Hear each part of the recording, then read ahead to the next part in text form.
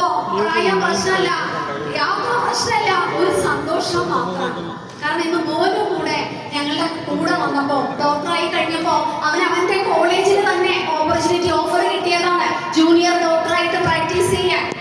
ആ സമയത്ത് ഞാൻ അവനോട് പറഞ്ഞു, മോനെ ഞങ്ങളുടെ കൂടെ ഒരു 5-6 മീറ്റിംഗ് അറ്റൻഡ് ചെയ്യൂ, എന്നിട്ട് തീരുമാനിക്കൂ. പറഞ്ഞ പോലെ തന്നെ അവൻ കാര്യങ്ങളൊക്കെ നോക്കി 6 മീറ്റിംഗ് അറ്റൻഡ് ചെയ്തപ്പോഴേക്കും അവന് കാര്യം പിടികിട്ടി. പിന്നീട് അവൻ പറഞ്ഞു, ഇനി ഞാനും അച്ഛനോടും അമ്മയോടും കൂടെ ഉണ്ട്, prevention is better than cure എന്നുള്ളതാണ് ഒരു ഡോക്ടർക്ക് ചേർന്ന സൂത്രവാക്യം എന്ന് മനസ്സിലാക്കിയ മോനും കൂടെ ഞങ്ങളുടെ കൂടെ ആയപ്പോ ഇന്ന് ഞങ്ങൾ പറയുന്നതും അല്ലെങ്കിൽ കുടുംബമായിട്ട് ഡിസ്കസ് ചെയ്യുന്നതെല്ലാം ആർസികമായി മാറിയപ്പോഴുള്ള ഒരു സന്തോഷം എന്ന് പറയുന്നത് അത് ഇരട്ടി മധുരം തന്നെയാണ്. ഇന്ന് പുതിയ ആളുകൾ ധാരാളം ഉണ്ട്. ഇവിടെ നോക്കിയപ്പോൾ നിങ്ങളൊക്കെ കുറെ ട്രോഫികൾ നിരന്നു നിൽക്കുന്നത് കണ്ടിട്ടുണ്ടാവും, അതുപോലെ കൊടുക്കുന്നത് കണ്ടു. പുതിയ ആളുകൾ വിചാരിക്കുന്നുണ്ടാവും എന്താണ് ഈ ട്രോഫികൾക്കൊക്കെയുള്ള പ്രത്യേകത. ഇവിടെ നിങ്ങൾ കണ്ട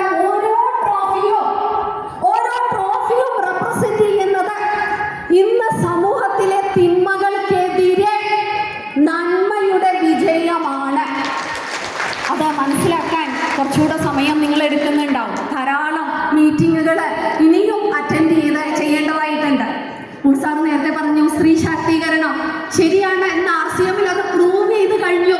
വുമൺ എംപവർമെന്റ് ഇന്ന് അതിന് തെളിവായിരുന്നു ഈ വേദി.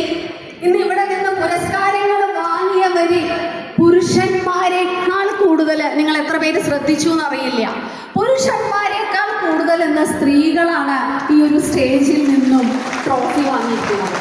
ഇന്ന് ഞങ്ങളുടെയൊക്കെ ടീം എടുത്ത് നോക്കി കഴിഞ്ഞാൽ 1,00,000-ലേറെ വരുമാനം വാങ്ങിക്കുന്ന സാധാരണക്കാരിയായ വീട്ടമ്മമാര് ധാരാളമുണ്ട്. ഭയങ്കര അഭിമാനത്തോടെ പറയാനായിട്ട് സാധിക്കും. ഇന്നലെ അതിന് പ്രൂവ് ചെയ്തൊരു വേദിയായിരുന്നു ഇന്നലെ മോദി സാറും സുജിത് സാറും ഒക്കെ ഒരുക്കിയ 8:45 ഒരു പ്ലാറ്റ്ഫോം എന്ന് പറയുന്നത്.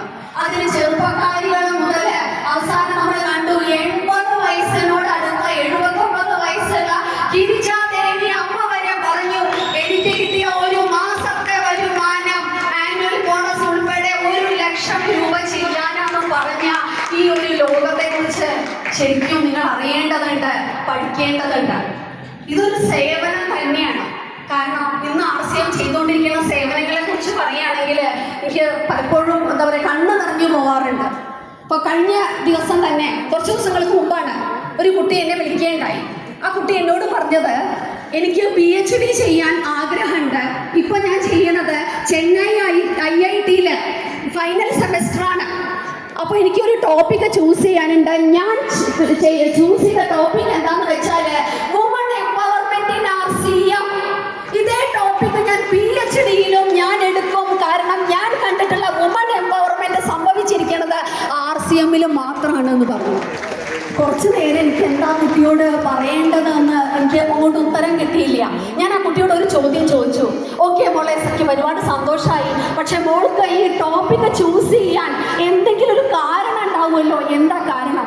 ആ കുട്ടി പറഞ്ഞത്, എൻ്റെ അമ്മയിൽ, അവരുടെ സ്വന്തം അമ്മയിലുണ്ടായ ഫിസിക്കലി, മെന്റലി ആൻഡ് സോഷ്യലി അവർക്കുണ്ടായ മാറ്റമാണ് ആ കുട്ടിയെ PhD-യിൽ വുമൺ എംപവർമെന്റ് ഇൻ RCM, അതും ചെന്നൈ IIT-യിൽ പഠിക്കുന്ന കുട്ടി, കുട്ടികൾ പോലും ഇന്ന് ഇതിനൊക്കെ ഈ തരത്തിൽ കാണുന്നുണ്ടെങ്കിൽ ഇപ്പോഴും പുതിയ ആളുകളോ അല്ലെങ്കിൽ ഇരിക്കുന്ന ആളുകളോ ഒക്കെ ഒരു ഡിസ്കൗണ്ട് കാർഡായിട്ട് മാത്രം, കേവലം ഒരു ഡിസ്കൗണ്ട് കാർഡായിട്ട് മാത്രം RCM-നെ എപ്പോഴും കാണുകയാണ്.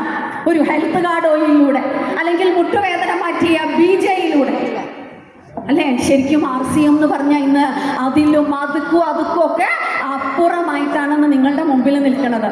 നമ്മൾ ചെയ്യുന്ന സർവീസ് എന്ന് പറഞ്ഞാൽ ഇന്ന് TCG പറയുന്നത് അല്ലെ, ഇന്ന് ഞങ്ങൾ വരുമ്പോൾ ഞാനും മുർസാറൊക്കെ വരുമ്പോൾ റോഡിൽ കണ്ട പരസ്യമാണ് 500 കിടക്കകൾ വർദ്ധിപ്പിച്ച് ഹോസ്പിറ്റലിൻ്റെ സൗകര്യം വർദ്ധിപ്പിച്ചിട്ടുണ്ട്.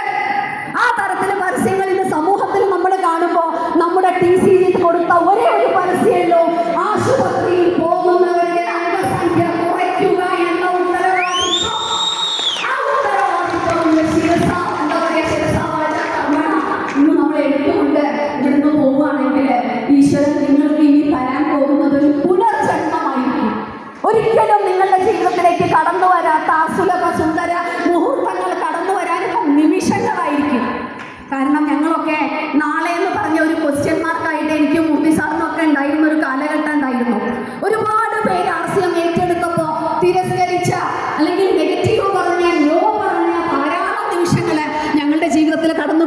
ഉണ്ടായിരുന്നു.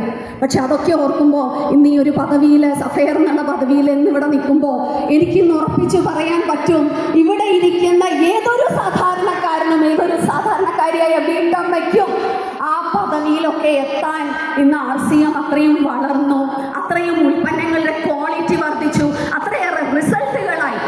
അതുകൊണ്ട് നിങ്ങൾ ഒറ്റയ്ക്ക് ചെയ്താൽ പോരാ, നിങ്ങൾ നിങ്ങളുടെ ഫാമിലിയോടൊപ്പം എൻജോയ് ചെയ്ത് RCMനെ ഒരു പ്രൊഫഷനാക്കി എടുക്കണമെന്ന അപേക്ഷയോടെ, അതുപോലെ ഒരു അനുഗ്രഹം കൂടി തരികയാണ്. നിങ്ങളുടെ കൈകളിലൂടെ ഒരുപാട് ആരോഗ്യമുള്ള ജനതയെ, ഒരുപാട് ധനികരായ ജനതയെ സൃഷ്ടിക്കാൻ നിങ്ങൾക്ക് ഏവർക്കും സാധിക്കട്ടെ എന്ന് പ്രാർത്ഥിച്ചുകൊണ്ട് നിർത്തുന്നു. ഗുഡ് RCM, ജയ് RCM. Thank U.